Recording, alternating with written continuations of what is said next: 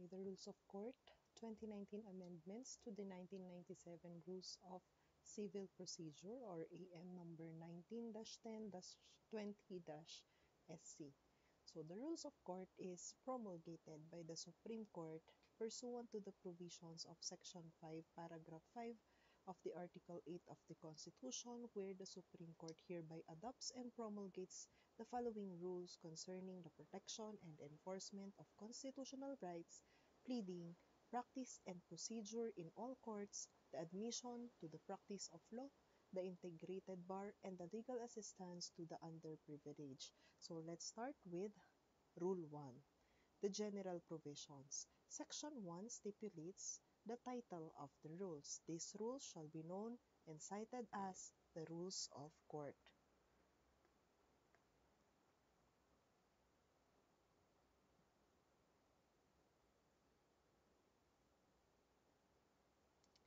Section 2. In what courts is this applicable?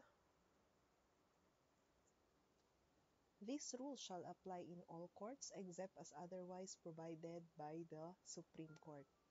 What are the cases governed? This is under Section 3.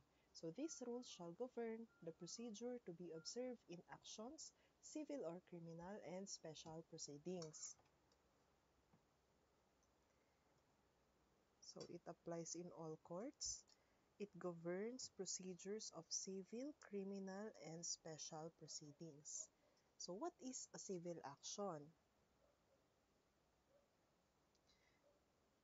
It is also under Section 3. A civil action is one by which a party sues another for the enforcement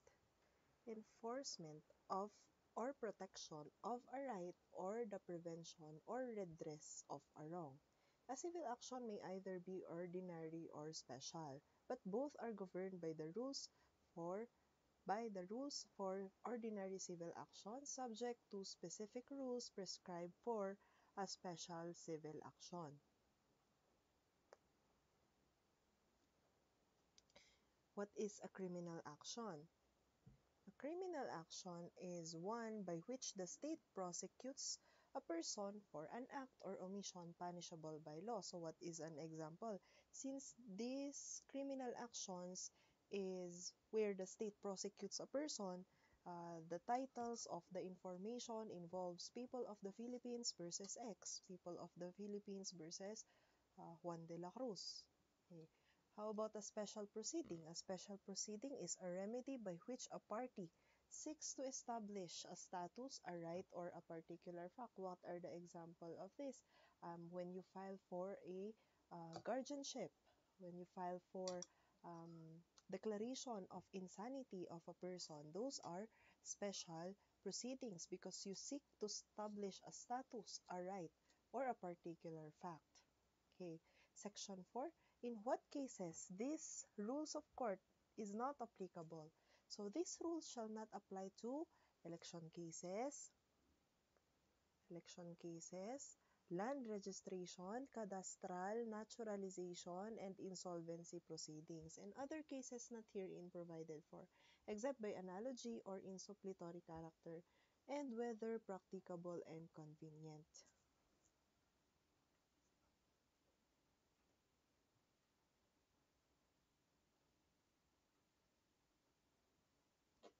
Okay. Section 5 is the commencement of an action. So the commencement of a civil action is by the filing of the original complaint in court. Original complaint in court. If an additional defendant is impleaded in a later pleading, the action is commenced with regard to him on the date of the filing of such later pleading, irrespective of whether the motion for its admission is, if necessary, is denied by court. So, a civil action is commenced by the filing of original complaint in court. Why is this important?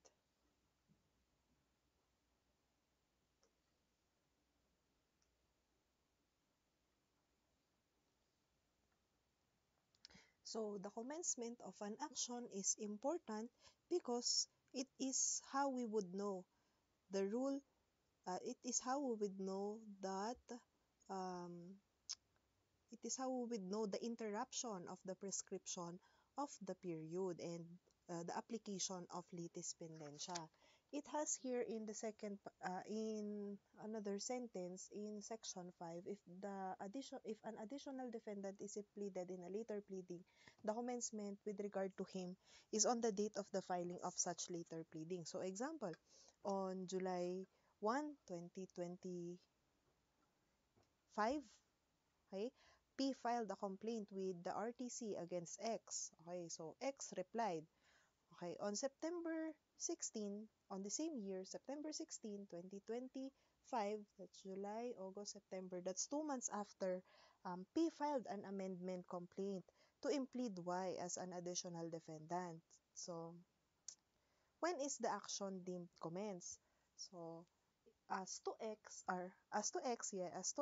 who uh, where P filed a complaint with the RTC on July 1, 2025, then the civil action is deemed commence on July 1, 2025.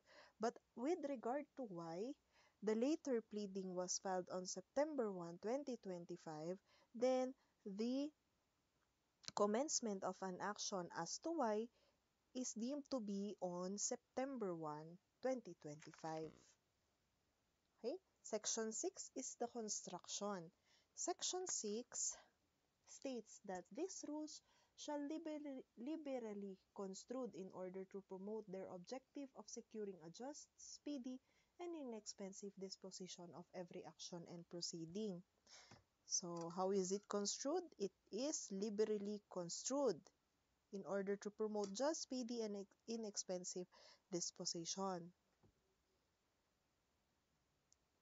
So, when we say liberal construction, it must liberally construed. When we say liberal construction, cases must be decided on the merits of the case and not on its technicalities. So remember, when we say liberal construction, we construe based on the merits of the case and not on its technicalities.